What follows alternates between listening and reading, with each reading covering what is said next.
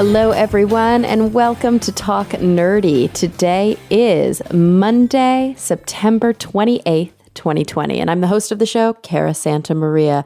We have a great one for you this week, but before we dive in, I want to thank those of you who continue to make Talk Nerdy possible week after week. Remember, Talk Nerdy is 100% free to download, and that's because of the support from listeners just like you. So if you want to pledge your support, visit patreon.com/talknerdy like these amazing people did, including Mary Neva, Charles Payet, Christopher Pitts, David J.E. Smith, Dudas Infinitas, June Sapara, Pasquale Gelati, and who else we got here? Ulrika Hagman, Brian Holden, Michael Gaucher, and yeah, lots more, guys, lots more. But those are the top tier folks, and I always want to give them a nice call out at the beginning of the show. Okay, I'm super excited about this week's episode because we have a returning guest, one of my favorite guests. Her name is Caitlin Doughty. She's a mortician and an activist. In 2011, she founded the Order of the Good Death, which is a death acceptance collective. She has an amazing YouTube series called Ask a Mortician. She owns her own kind of alternative funeral home, Clarity Funerals, here in LA. And she has written a few amazing books about death. Her most recent one is called Will My Cat Eat My Eyeballs? And it's now in paperback. The new subtitle is Will My Cat Eat My Eyeballs? And Other Questions About Dead Bodies. This is such an important topic. I'm so glad I got to take some time with Caitlin this week. So without any further ado, here she is, Caitlin Doughty. Well, Caitlin, thank you so much for joining me yet again on Talk Nerdy. Thank you for having me back. I heard I'm one of the rare guests that gets to make a second appearance. I'm so excited. Well, you're one of the rare guests that wrote a really brilliant second book. And also, I just think that what you do is so badass and your message is so important. So I've been kind of like champing at the bit to get you back on since your book came out. When did Will My Cat Eat My Eyeballs? Big questions from tiny mortals about death first get published. It actually was published exactly a year ago because the paperback just came out, which is so wild because a year ago in September, I did a full book tour, traveling all around the country, and it feels so long ago. It feels so profoundly long ago that this book came out, and it was a year, which I think is very relatable to most people. COVID has completely destroyed time because somehow it's simultaneously accelerated. Like we live years later in the future, right? Like it feels, like you said, like September was many years ago. But then there are times where I'm doing nothing. And then I'm like, how is it September?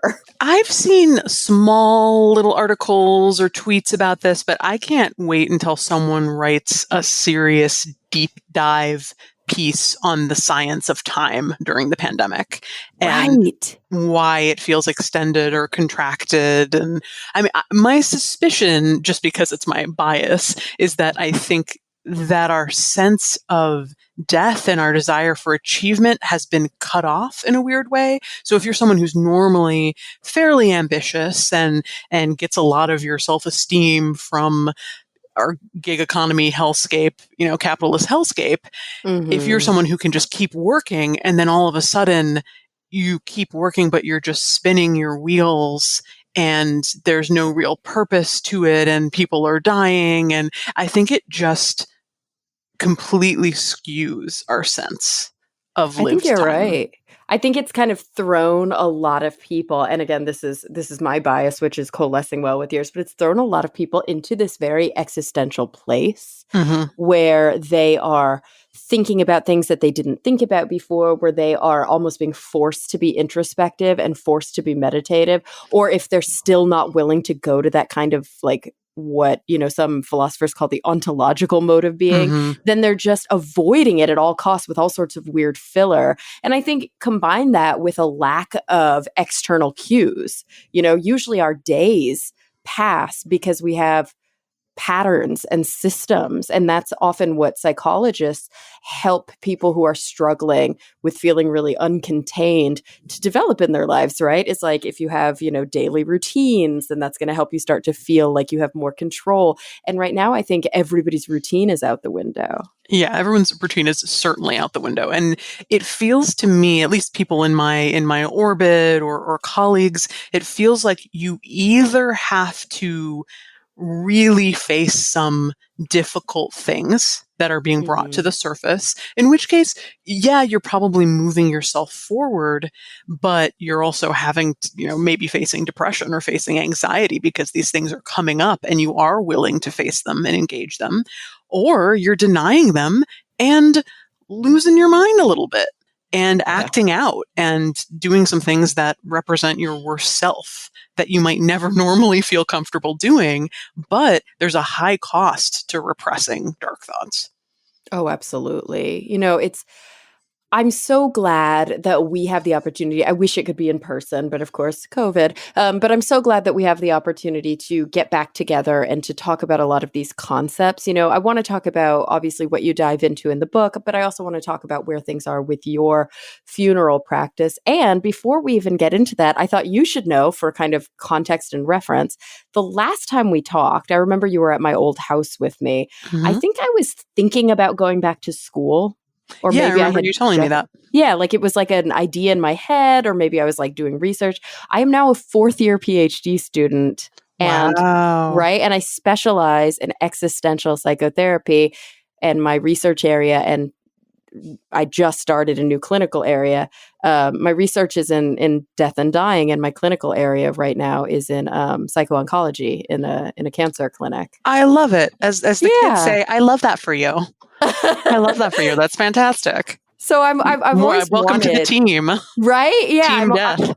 I'm always really excited to talk about death professionals and death practitioners in kind of all these different allied fields, because it's one thing I'm really lacking in my psych training. And I shouldn't say I'm lacking it, but it's something I've had to be self-directed on because there aren't any psychologists at my university that specialize in life-limiting illness and terminal illness and kind of that last developmental stage, which is actively dying. And Yeah, and well, so it's like, where I does existentialism come from? It comes, right? and again, because of my bias, I see it as you have existential angst because life ends.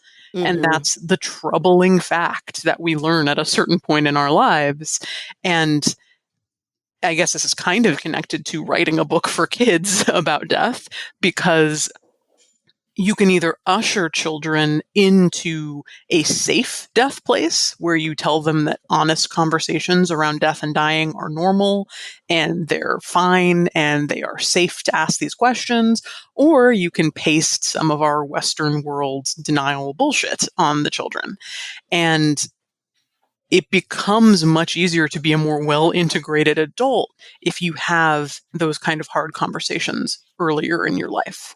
And I don't know how you've found this in your practice, but I think a lot of the meaninglessness that people Mhm. feel maybe comes from not being able to admit where their self-esteem comes from and where Mhm. they're getting their self-esteem. And that's so connected to death. Right. Yeah, I've mentioned it before on the show, but the kind of architecture or the scaffolding that I tend to draw from, and there are all sorts of different existential psychologists. A lot of people pull from Viktor Frankl. I'm really oriented towards Irvin Yalom's work, and he talks about the four givens of existence. One is the fear of death, and that's really a big focus for him. One is meaninglessness and what people's journey towards meaning is. One is freedom versus responsibility, and the other one is loneliness. And ultimately, I do think that there's a death through line that even in some ways is kind of inextricably related to the other three, Yeah. what he calls givens of existence. Yeah, absolutely. And I love him. He's been really oh, influential for me. And I was just sent his new book early to look at, and I cool. was like, oh my God, I've made it. That's so great. And you wrote this amazing book for kids, or kind of and based on kids' questions. And I'm remembering in Yalom's existential therapy kind of like the book that everybody studies, a whole chapter on how kids relate to death. And he's very frank, like you are, that kids know a hell of a lot more than you think. They think more critically about this and deeply about this than a lot of adults are willing to give them credit for.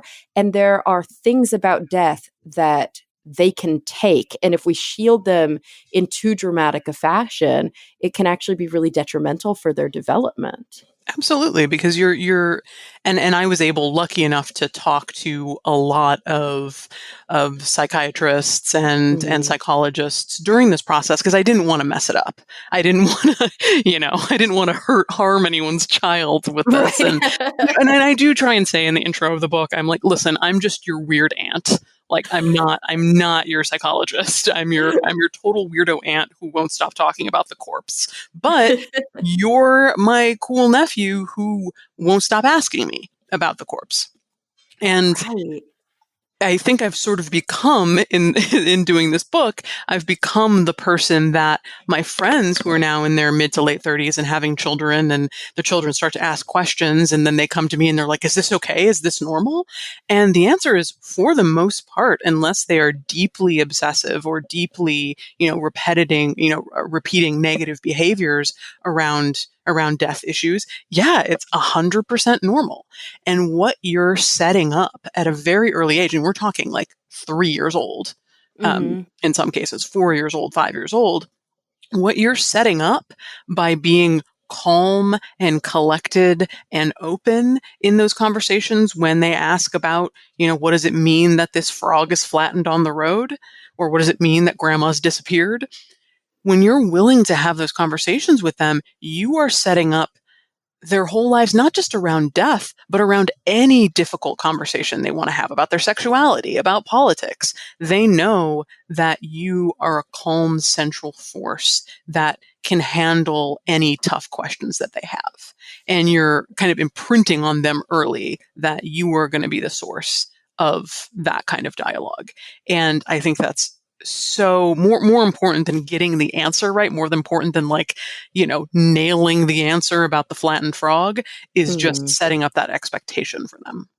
Right. You're building not only a sense of like really deep, authentic trust with your child, or I guess reinforcing it, but you're also kind of showing them that you can hold the space for them so that if they're in pain, especially if they're asking questions, not just out of a developmental fundamental curiosity, but let's say somebody close to them dies and they're asking these questions, that you can contain that and that you can be that source of love and containment for them, which unfortunately, I think a lot of kids have attachment or develop attachment issues at this age when they do lose people, because it's like, well, mom can't even handle it or dad can't even handle my pain. So I don't want to bring that to them. Yeah, and you can have, especially if grandma dies, let's say, and Hmm. it was your mother and your child is grieving, it's okay to grieve in front of them, but Oh, just yeah. explain why you're doing it. Explain why you're sad. Right. Explain Don't why shut it's them okay. It's down. yeah, don't like close your door and, take your quaaludes like some sort of 50s housewife. Like be able to have that, trust them to be around the hard things. Trust them to go to the funeral if that's what they want. Don't force them to walk up and kiss the corpse if they don't want to do that. But let them be there and let them participate in some way. Do they want to write a note and put it in the casket? Do they want Right. to hold grandma's hand? Don't let them take the lead on what they'd like to do. And you again will give them a real sense of self-reliance and confidence in you to let them take the lead. Yeah, because really, when it comes down to it, I think in our society, in sort of a modern Western, but definitely especially American society, the fear and denial around death and the medicalization around death is so extreme that it's often become something that people don't even discuss, like something that's taboo, which to me is bananas considering how fundamental to the lived experience it is and how in so many cultures it's a normal thing. People are around conversations, they're around dead bodies, they engage in funerary practices that are much more hands-on, and we're just very detached, right? And that's not just affecting us as adults, but it's also affecting children. Yeah, and I love that's why my biggest advice or my biggest remedy for the world is just to hang around corpses more. Preferably corpses you knew in some way, not just random ones that you come across, but the idea is that like the number one thing that I think could renormalize death for us is just seeing the result of it in a non-threatening manner in the Right. home or in the parlor, and letting the kids be around it and letting everyone be around them. And knowing that it's not dangerous or it's not going to get out of control. It's just a dead body, folks. And that sort of, it's interesting in academic circles, there's there's a lot of people who like to debate whether or not we really have a denial of death in America, or it's a taboo, and what those exact terms mean academically. And some Right. people say that it's not denial because we have horror movies and we have horror on the news and we're constantly watching TV shows and cop shows that deal with death, and we watch true crime and we're very engaged with death. But I would argue that it's not just like pure death that we're in denial of, it's normalized death that we're in denial of. You're probably, as many true crime podcasts as you listen to, you're probably not going to be murdered in a terrible way by your intimate partner and thrown off a cliff and found 2 months later. That is not likely to happen to you. But you are likely to get cancer and end up in a hospice or end up in a nursing home and end up being cremated or being buried. Those are the things that are obviously going to happen to you. And yet those are the things we don't talk about or hear about. So you have one person like me, and there are other advocates like me, but you have one podcast like mine or one web series like mine, and then you have 2,000 about true crime. So Right. I think our fear leads us to really fetishize the incredibly dark, horrific ways to die and have zero conversations about the way that you will actually probably die. I think you're right. And even the fetishized, foci of those different approaches is, I don't know, it's like Hollywoodified to some extent. So even that doesn't really reflect the rare reality, because every so often you'll come across a true crime documentary where there are real crime scene photos that are shown and where individuals are really diving deep into what happened to the body. Maybe it'll be like a more forensic focus, and you have people who are pretty clear in their language. But a lot of times, I think if you were to sit somebody down who only watches and listens to true crime and then ask them basic questions about death biology, Right. they would be so off their answers. Yeah, no, my Marion Hamill, who's a forensic pathologist and a friend of mine, she says the only way to know the exact moment that someone died from a crime scene is if they were shot in the watch. Right. Because the science is still so inaccurate, and it's a work in progress. But the way that if you want to watch a show like CSI or a true crime show, you would think that anything is possible. And there's a really interesting study that I think is connected to I think the impulse is the same as what we see in true crime, which is like young, white, and beautiful getting the Right. attention. They did a study of crowdfunding sites for funerals. And they found that if you are young and attractive, you're going to raise more money. Oh, God. So we have this very broken funeral system where the federal government doesn't even feel like it's necessary to offer financial support to families for funerals. And we have a funeral poverty problem. And you have to have this kind of popularity contest to get any support, financial support from your community. So the people who are actually dying at 87 from Alzheimer's or a heart attack, they are not the charismatic dead that the public is looking for. Oh, right. And then you add to that, a big focus of the last interview that we did on the show, which is the sort of predatory nature of the modern funeral industry and overselling and upselling and putting people in a position where they feel guilt and shame if they're not willing to buy the best version of the casket or the best version of the headstone. So then you have this excessive poverty, funerary poverty where now people are feeling guilt and shame because they can't afford the best funeral. Yeah, and it's difficult because the reality is that wealthy people spend significantly less on funerals than low income people.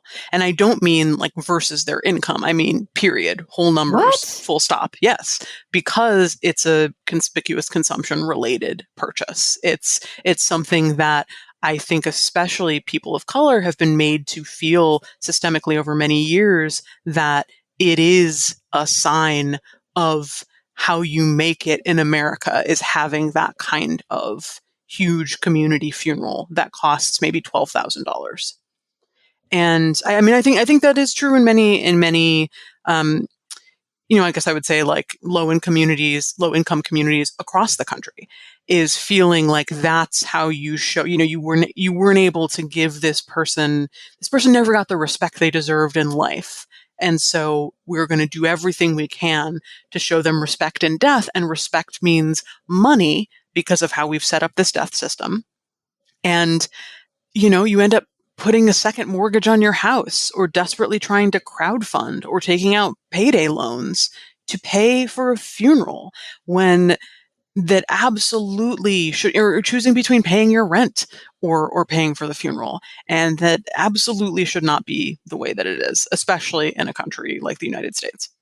Right. Like the core mentality or the core kind of cultural component seems like it probably follows in a lot of cultures, Western cultures, Eastern cultures, developing nations. But it's the capitalist component and the way that the funeral system has become or basically started as such a predatory entity that really does seem to be the big problem because you don't have to have a lot of money even to have a big community mourning or a big community No, not at all. Yeah, no, celebration. it's not like, it's the number of people that's the problem. It's the Yeah. services offered. And Mm. there was this period in the late 19th century, early 20th century where it really was this kind of dark dance between an emerging industry where there was no industry before, an emerging funeral industry and a desire for those men to seem professional and to get credit for being professional and things that only they could do, like embalm the body and store the body. And then you also had this upcoming young group of capitalists and industrialists who wanted people out of their home. They wanted the funeral out of the home and they wanted to show their burgeoning wealth through this funeral service. And so these two things came together. It's almost similar to like a Silicon Valley where, you have these young people with so much money and then you have these, CEOs with these dark visions and they kind of come together to create this tech, dystopia. And it's kind of very similar, I think, to what happened at the beginning of the funeral industry, where you have the force of the consumer and the new industry come together and sets us off on a path that has proven thus far to be impossible to come back from. Right. And in so many ways, I'd love to get your insight on how that was maybe facilitated or that movement that is really, I don't know, I keep using the word predatory, but I mean, I don't know if that's always the best word, but that movement that really does take advantage of people in a critical period when they're very distraught, when they're overwhelmed, how much of that is made possible because of our sort of denialistic culture, because of our inability to have made the right decisions and have been thinking about these things throughout the lifespan so that in those last critical moments we're not paralyzed with fear and overwhelmed. Right. I mean, there are a lot of factors here, and there are a lot of micro villains in the story. Some of it absolutely comes from people's inability to talk about it. And I don't put full blame on people who, at the toughest time of their lives, haven't researched cremation prices. Right. Yeah. That's not the time that you necessarily want to do it. Would it be great if that education was out there? And do I constantly push that education? Absolutely. But you can see why that doesn't work all the time, Yeah. because people are just they're not in the mood to do it right then. And then at the same time, you have this industry that's developed, and the sort of more modern aspect of just huge corporations, massive, massive corporations that run funeral homes and buy up a bunch of funeral homes, and they buy up cemeteries and just make certain people incredibly wealthy off Hmm. death. And these funeral homes, these certain funeral home corporations and companies, they've done studies that found that they charge, you can save literally thousands of dollars by just making a couple of phone calls and going across the street to a different funeral home or a smaller funeral home. And people don't know that. And but I think that at this point, my current subject of my ire, I think more than anything, is the federal government. It's our government, and it's really only funeral service that low income people are forced to go to a private business for service and have no other choice. Right. You're There's no forced to, public option. unless you want to turn your body over to be cremated by the state and never seen again, or by the Mm. county, or buried by the county, or buried on Hart Island in, off New York, and you never get to see them or visit them ever again. I mean, you can maybe visit them, but it's incredibly difficult, and you So don't know that's where like a they're classic buried.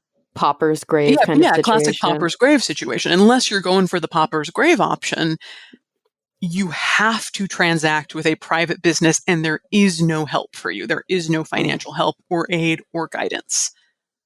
And Yeah, that's that's a massive problem. And I do hope that this, maybe, fingers crossed, is one of the things among many other things, inequalities that the pandemic kind of reveals and brings to the forefront for people. you would think, or at least you would hope that, low income individuals who are lucky enough to utilize hospice services, that the kind of mental health component that is woefully underfunded and is woefully not present. I mean, that's something that I'm trying to develop skills for so that I can enter into that sector. But you would think that part of the kind of hospice approach would also be the post-death planning and the facilitating of the family through these really difficult kind of processes. You would think, and I know that a couple years ago there was a lot of concern in the funeral industry that hospice was going to enter the funeral industry. Like, Mhm. hospices were going to try to also be licensed as funeral homes, which I don't think, at least not in California, hasn't really proven to be the case. Mhm. But at the same time, I feel for hospice in a way, because they don't have any again, they don't have any choice for their families but to refer them to private businesses.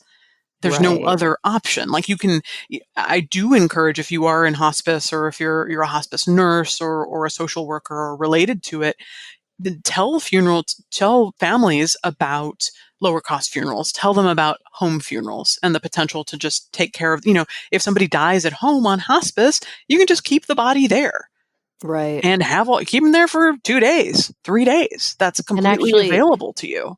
yeah, engage in some kind of traditional practices that are actually really fulfilling to the family and that are that we know measurably we know improve mental health outcomes.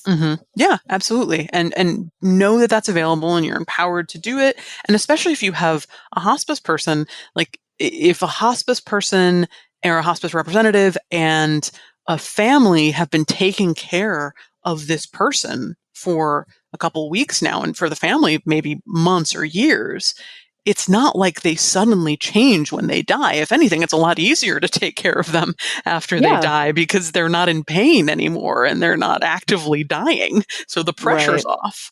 So it's actually quite, for many people, a very healing experience, because they can see firsthand that the person is no longer in pain and no longer struggling.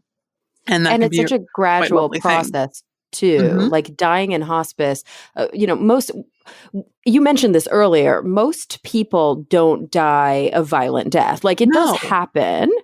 People get into car crashes, people are murdered, people have sudden cardiac events and drop dead on site. But the vast majority of people, because of our amazing, improvements in healthcare, die slowly. That's just how it is with chronic illnesses.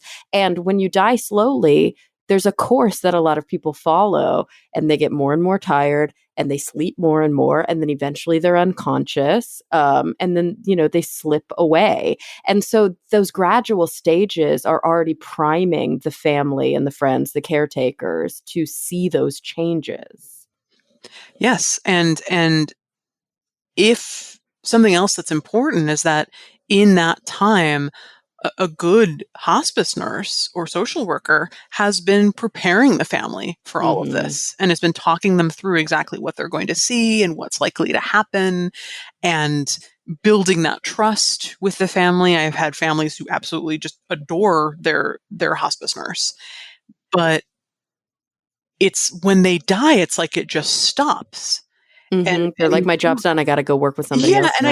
I don't mean that it's in like a rude way, but just because those two industries are so separated, because those, Yeah. it's hospice and funeral homes are two totally different things, and there's no continuum of care there.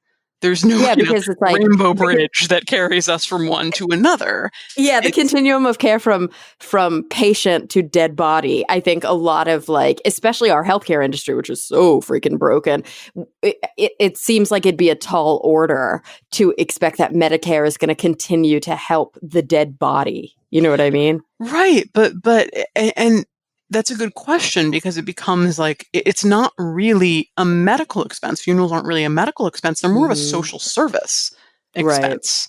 They're more of a, this person who is teetering on the edge of the poverty line is going to fall into poverty and it's going to affect possibly the rest of their lives and their children's lives if they have to unexpectedly pay $12,000 for a funeral. And how weird that it's like it's already written, right? Like we owe this check because we're all going to freaking die. Hmm. So there's this almost pressure that's over our heads that one day it's going to get expensive, and hopefully I have, good life insurance, or I have good retirement money or whatever, but everybody is living longer. Most people are burning through their retirement. We're just not prepared. We're not prepared emotionally. We're not prepared psychologically. We're not prepared just from a pure knowledge perspective.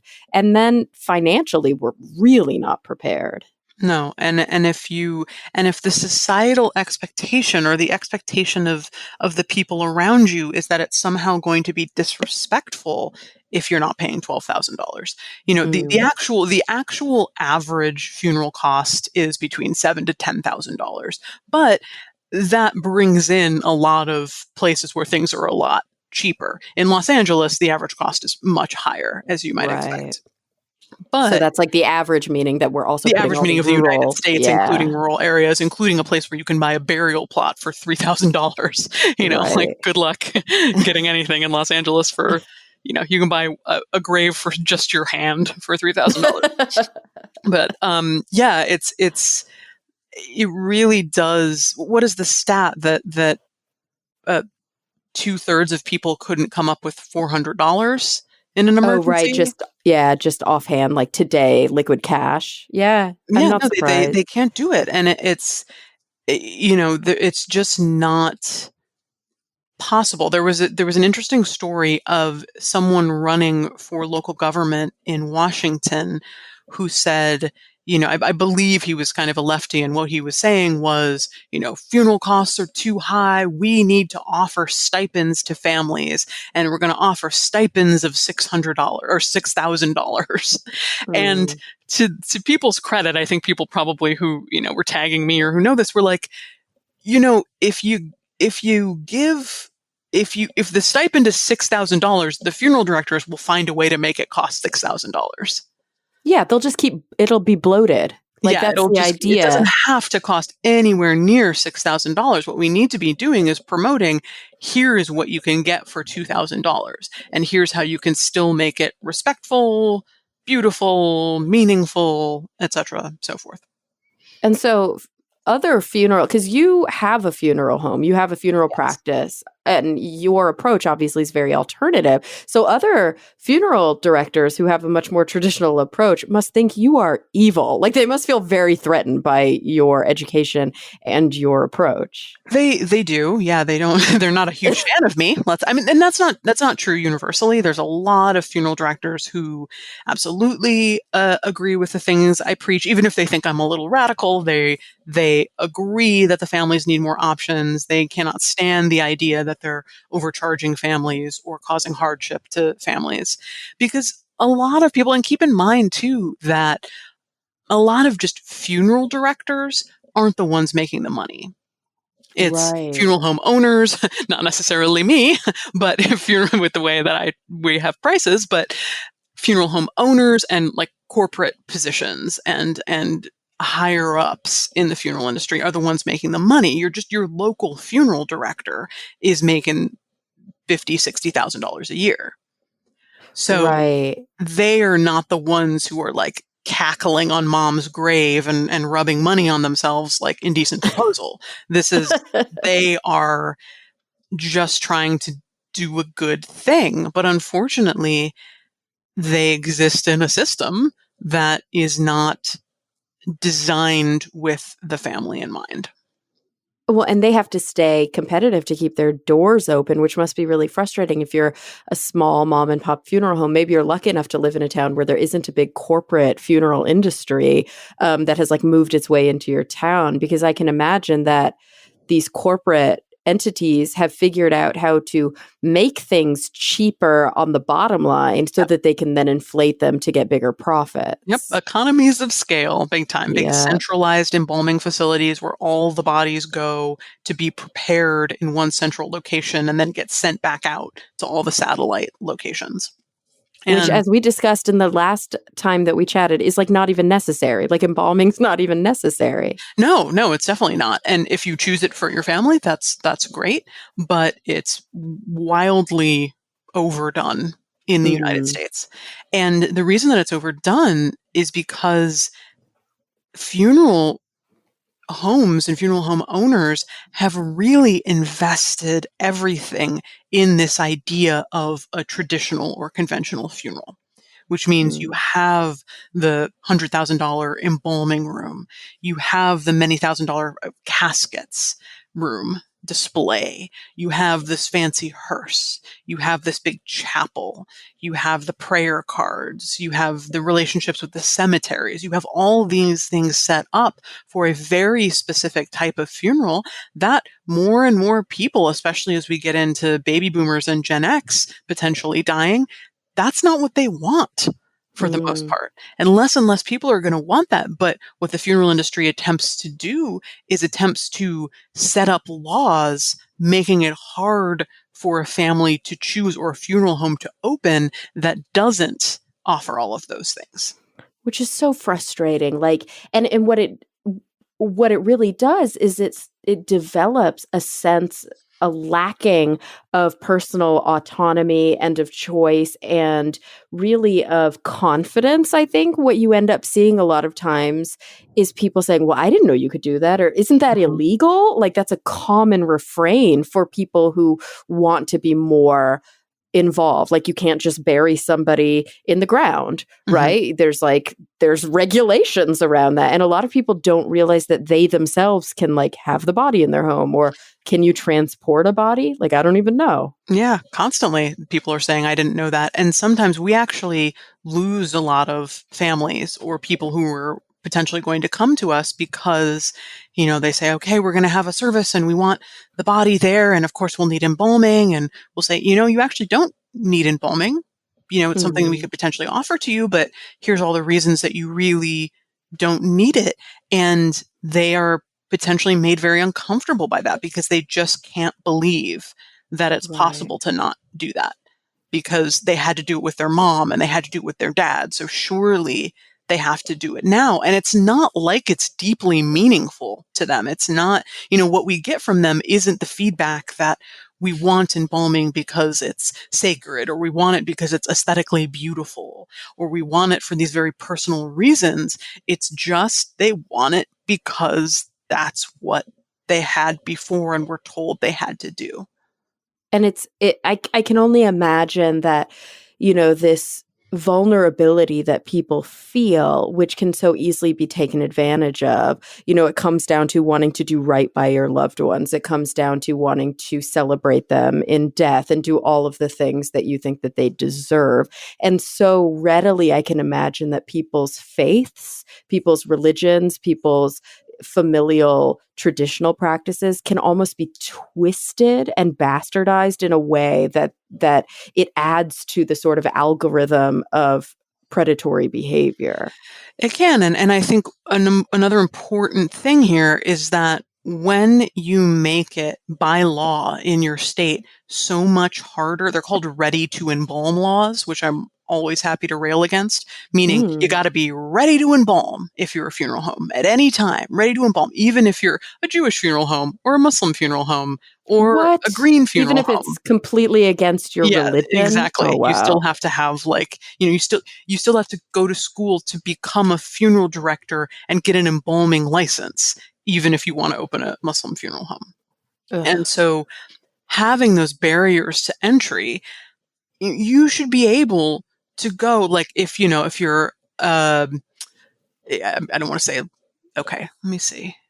Mhm. Sorry, I just zoned out. No, it's I also don't like know what 10 that was. o'clock Yeah, at I night. think So don't worry about it. I'm like, I've hello. just kind of been talking all day. And this is my passion. So I have a lot to say about this. Truly, I just kind of looked at my fan and just kind of went into a fugue state And you're like, as I was spinny. ranting about, okay, I can get back on track here. Focus. Love it.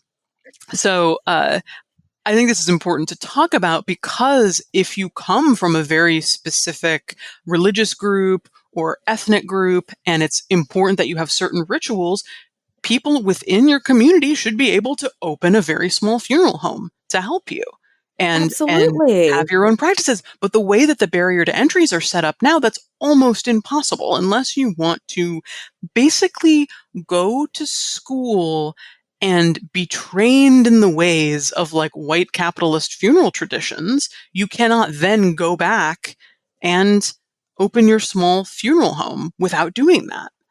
Ugh. And then I bet you the lobby argues it, completely twists the logic and says Oh, it's it's public about health. choice. Right. Or it's about We public want to have health. all the options available. Mhm. Those places don't have all the options. So they're actually not serving the public the way that we do.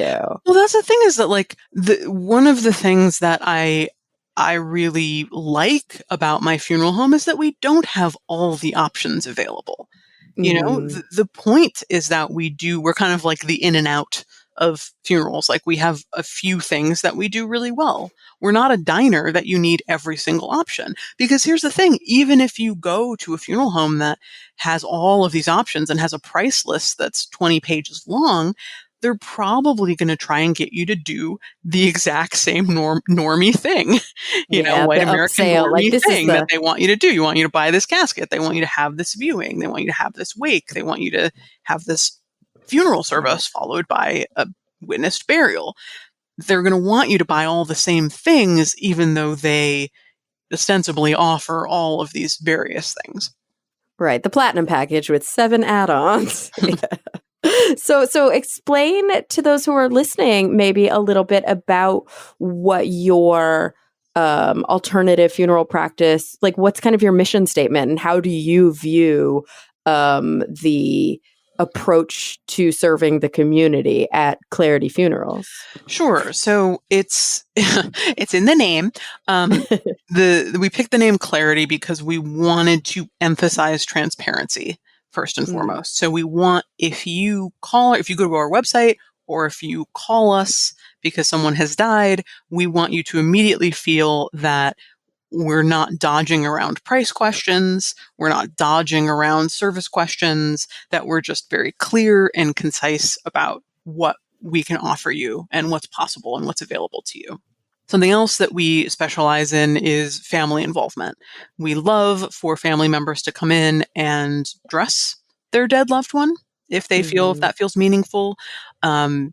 Just be there, help put on mom's makeup. If her lipstick doesn't look right, you should jump right on in there and help, because that's your right. This is your mom. This is not our dead body. This is your dead body. um, Mm-hmm.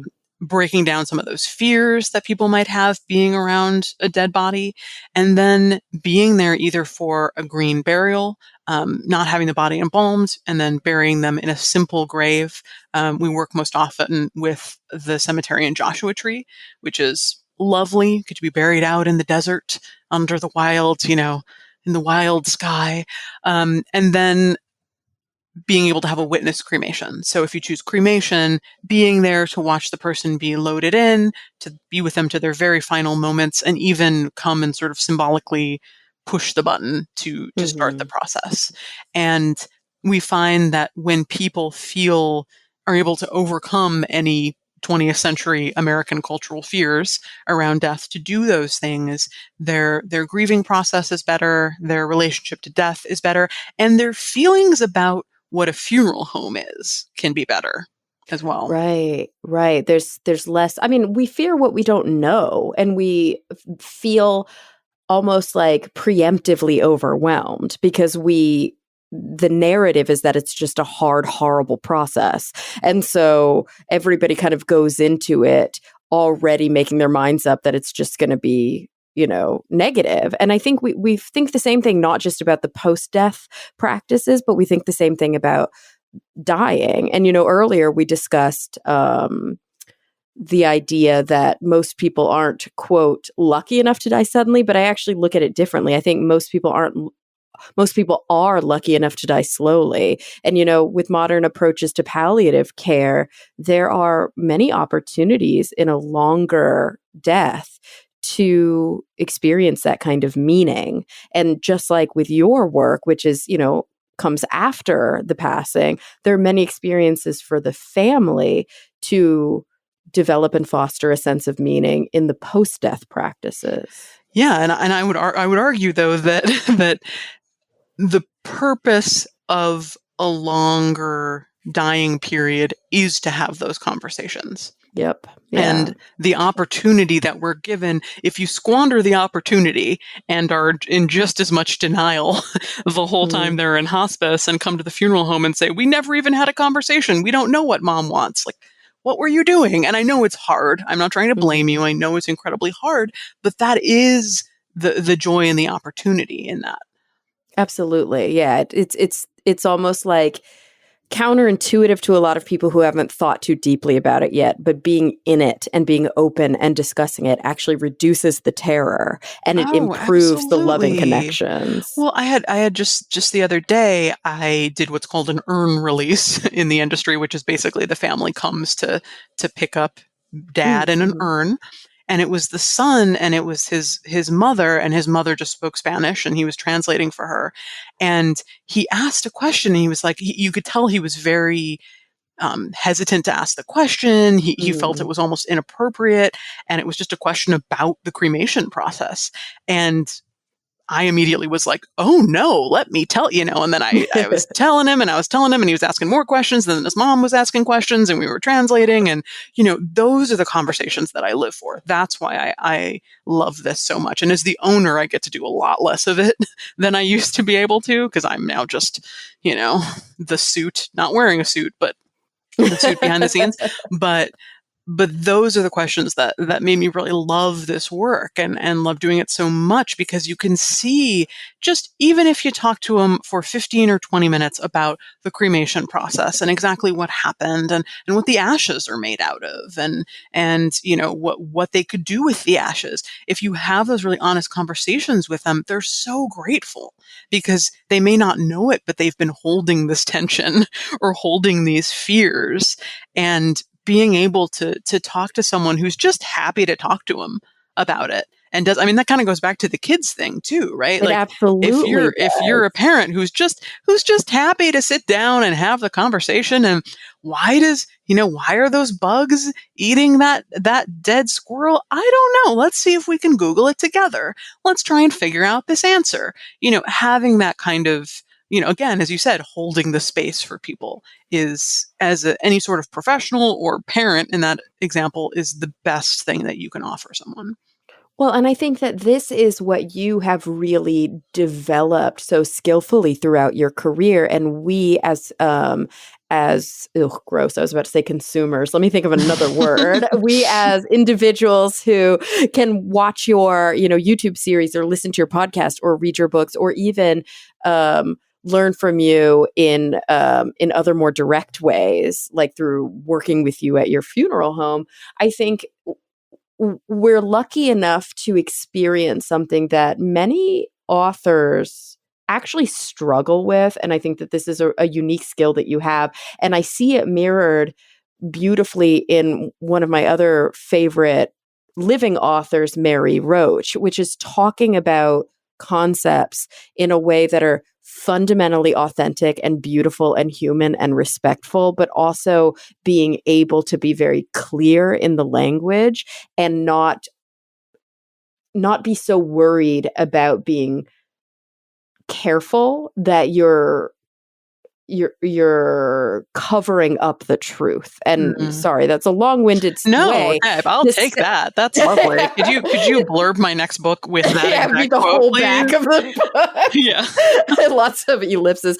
But yeah, it speaks specifically, I think, to your newest book, because what children do so well is they cut through the bullshit and they ask the questions that all of us are wondering, but we've learned throughout our lifespan living, especially here in America, that it's not okay to ask those questions. But kids don't know what's polite to do in society, so they just, they ask. And I love that. Yeah, again, I'm hoping to be all of America's weird aunt, not just the children. Just like, weird Auntie Caitlin, who, you never know what she's going to say, but she has some good points. And the thing is, we can all be more like children because it's culturally, the taboos are so great that most of us ultimately, unless we study this, unless this is part of our, academic or clinical or practical day to day, we don't know the answers to any of these questions. Yeah, no. And it's really, again, it's strange that I'm seen as sort of a niche practitioner in some ways, because I'm like, this is the universal. It's literally they're like, oh, death and taxes. Not everybody pays taxes. Everybody dies.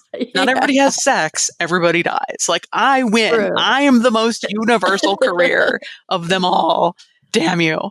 That's so funny. You're right. But death and dying is niche, even in industries that you think of as being fundamentally linked to these things, like psychology. Like psychology or like the medical field. Like, what do you think medicine is designed to prevent? Like, your death, guys. Like, you're trying to have you not die, but you do die. Like, and that's how it's going to go for everyone.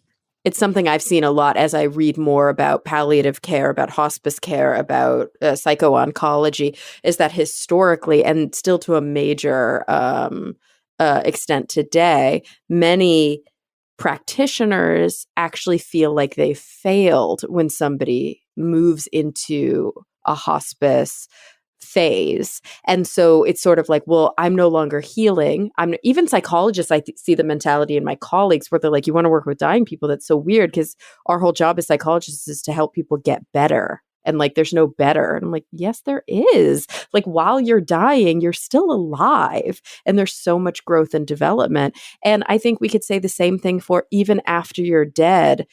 There's so much growth and development and love and meaning that exists, that your death can cause for other people, and that's one of the important things that we were talking about being present for the dying process, if that's available to you, and being present with the dead body after the dying process, because that's all like good shit for you. That's all prime opportunity. Even if you're not, like, it's prime opportunity for the dying person, but also for everybody who's close to the dying person and the now dead person. It's this fantastic opportunity to not only dig into what that person meant to you in your life, but also what dying means to you. Hey, you're going to die. What does that mean? Mm-hmm. Your grandma died 2 years ago and you just kind of ignored it and pushed it down. Well, you're going to have those feelings now. Surprise. Like, can you work through them? Are you capable of integrating mortality into your life in a healthier way? And this is your opportunity to do that.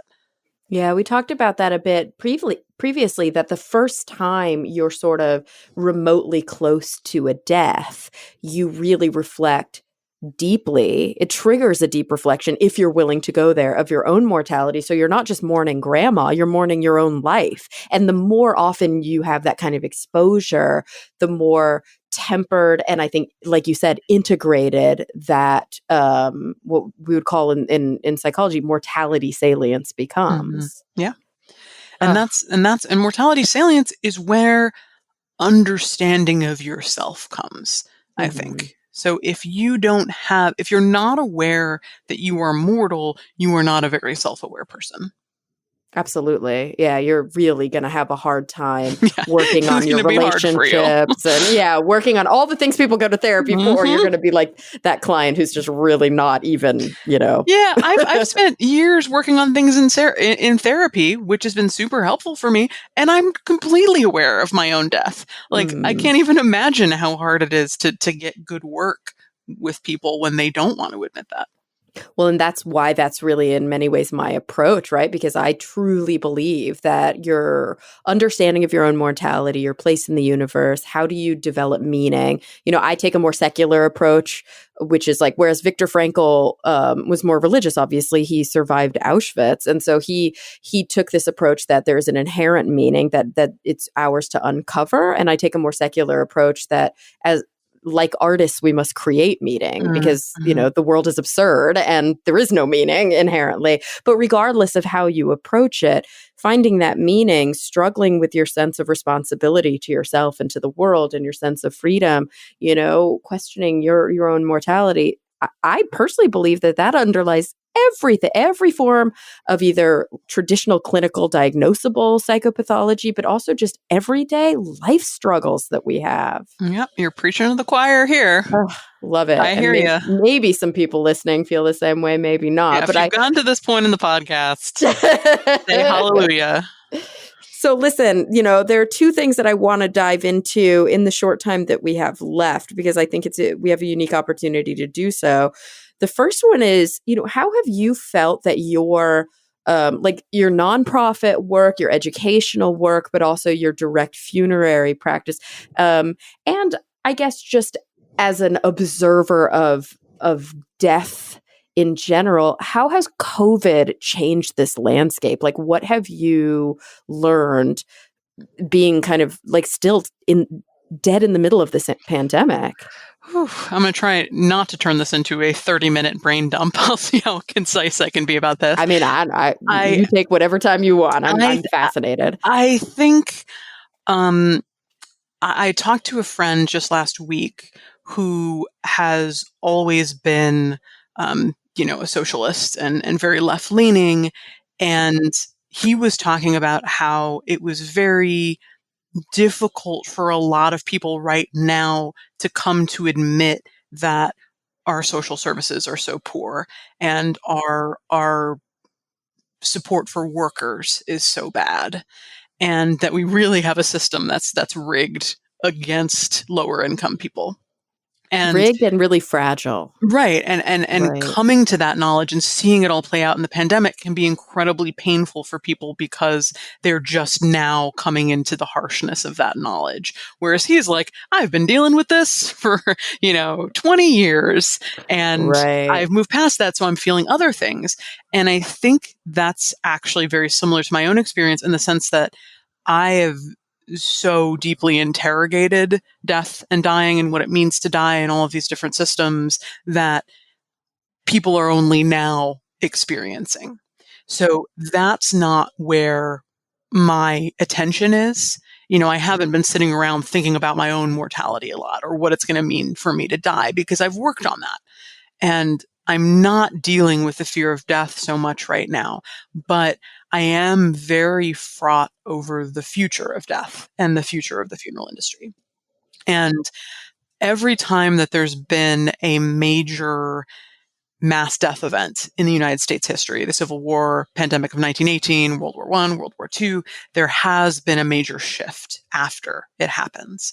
So I don't necessarily see myself as when COVID first happened, I thought it was important to put out several videos talking about the realities and the funeral industry and, are the dead bodies safe, what we know, etc. But I don't really see myself as a leader mid-pandemic. I'm not like the leader we need right now. I don't see that. But what I do see is that I'm going to have a lot of work to do to continue to advocate and continue to show people a different way and different options as we move out of this, because people are not happy with how connected they are to mortality right now. They're not happy with what funerals are looking like. They're not happy with how much money they're spending. They're not happy with these things. And so if myself and other people like me and other advocates like me and other funeral homes like mine can be there to adequately show people a different opportunity and a different way, that could potentially be very impactful. And it does sort of keep me up at night thinking about what that would look like and how we move forward, not even right in the next 6 months, but like the next year or two. Yeah. I mean, anecdotally, have you felt like there are kind of more people reaching out, or the types of questions people are asking are different? Like people are hungry for an alternative approach? I don't know that the questions fundamentally are different. I do think there's more attention around it. I do think that, and I don't know how much of this has been influenced by the pandemic or just kind of a, rolling rock gathering more moss as it goes along, but over the last 10 years or so. But I do think that, I find myself being tagged in much more things and brought up in much more situations as just like people kind of in the zeitgeist having these feelings of like, why do I have, there was a great tweet like a year ago that from some, teenager who was like, I don't want to spend $6,000 on a casket, just yeet me in a hole and move on. And it went viral. And I was like, this is it. This is the zeitgeist changing. This is the zeitgeist funded, because this teenager could never even have heard of me or my work or death positivity or green funerals or any of these things, but still feel connected to the zeitgeist and know that people are changing in that way. And so having things like that, and then people being able to be like, hey, you should check out the Order of the Good Death nonprofit, or you should check out like these videos, or you should check out this green funeral resource guide, or whatever it is, and having all those resources that exist because more and more people are creating them and becoming involved in this and doing this advocacy. I do hope that there's sort of a tipping point where more people than not know that this is available. Oh, yeah, absolutely. So, I want to make sure that we have the opportunity. We've sort of tangentially referenced Will My Cat Eat My Eyeballs? And we've talked about it as sort of a book about death, but for kids and with questions that kids ask about death. I mean, I think it's obviously so much more than that. Probably the vast majority of your readers are actually adults who are really fascinated by these topics. The art in this book is incredible. How did you go about, who did that? How did you go about kind of developing it? Yeah, it's a Mexican artist named Diany Ruz, and it's a very modern love story. I found her on Instagram when I think she read my first book, and she did, just on her Instagram, she did an art piece based on my first book. And when I saw it tagged, I was like, what? This is amazing. Her on Instagram, her handle is at Muertos Ruz, her last name Ruz. Love that. And it just, the stuff that, like the twisted delights that come out of her mind. And what I loved about her art was that I thought it was actually very similar to my writing, or I would like to hope it is, in the sense that it's like has this kind of dark boundary pushing sense to it, but it's so classy and clean and adorable almost. Adorable. Yeah, it's like whimsical in a way. It's whimsical, but the actual things going on in the art, she's like a very, very modern Edward Gorey or something in a way. And, Absolutely. Yeah, that's a um, really great comparison. I just basically after we had all our initial conversations, I would just send her the chapters, and I don't think there was a single time where I was like, this design isn't working for me or this doesn't make sense, because they were all so clever and so cool. That yeah, it was just, and she's just an absolute pleasure to work with. Oh, I love that. So I have to point to just a couple of my favorites here. I love that if I ate a bunch of unpopped popcorn and then got cremated, what would happen? I'm thrilled with these questions like, am I allowed to make jewelry out of my dead loved ones, like out of their bones? There's some really basic questions like, why do we change colors? Why does this or that happen to a body? What would my dog look like if I dug my dog up? And of course, the title question: will my cat eat my eyeballs? Maybe you can give us a teaser, and I'll ask the lazy question, which is, will my cat Will eat my my cat eat my eyeballs? eyeballs? Spoiler: the answer is not right away.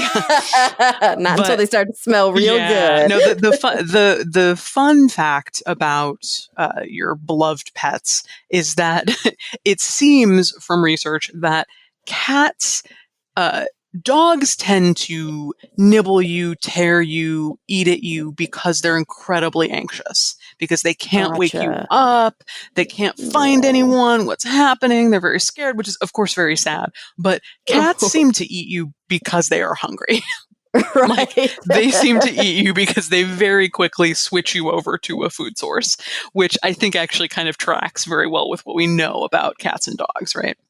Yeah, I mean, we've seen, of course, and they're all anecdotal, but the sweet videos of dogs mourning at their, dead owners' grave sites, or you hear stories that dogs literally starve to death next to their dead owners because Mm-hmm. they're not going to eat them, even though there's a food source right in front of them. Right. Yeah, it's very, yeah, man's best friend, really, Ugh. really loyal. Cats, not so much, which I respect. I think if I would want my cat to just go for it. Are you a cat person or a dog person or neither or both? I would say I'm a puppy person, but an adult cat person. Huh, interesting. And I'm Yeah. I'm I'm asking that as I'm looking my Screw kittens and old dogs. Hate them.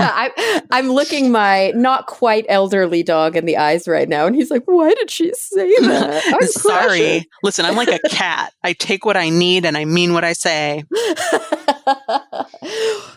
Caitlin, I'm so happy. I'm so happy for you that the book is coming out in paperback. I'm so happy for you that even in this really tumultuous time, you've been able to continue to build your practice. You've been able to continue with all of the really important educational efforts that you've been doing now for, as you said, like a decade or more. I think that your message is so fundamentally important. And it's also a part, as you mentioned, of a larger group of people who have a really important message for all of us to help understand our own relationship with death.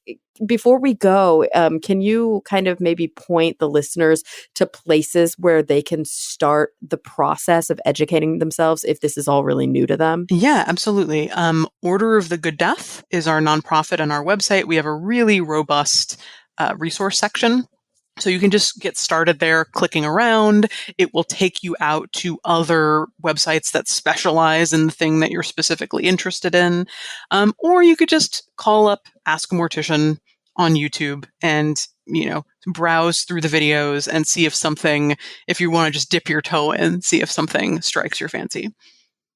Yeah, and read her books, especially her new book, Will My Cat Eat My Eyeballs? Look back to the episode that we did previously to maybe fill in some of those gaps. And I think there we talked more about your history going to school to become a mortician and what it means to be a mortician. And of course, yeah, so many resources online. So, Caitlin, thank you so much for doing this. Thanks for staying up late with me. This was just No, it's like a late night fascinating, chat with a girlfriend. A as it deaf should be. girlfriend. Oh, Hells yeah. congratulations on your PhD journey. I'm so excited for you. Thanks. And maybe offline in the future, we can talk about some cool research that we could do together or a way to kind of combine forces. The pre and post-death approach. Oh, I'm in. Let's do it. I love it. All right, everybody listening, thank you for coming back week after week. I'm really looking forward to the next time we all get together to talk nerdy.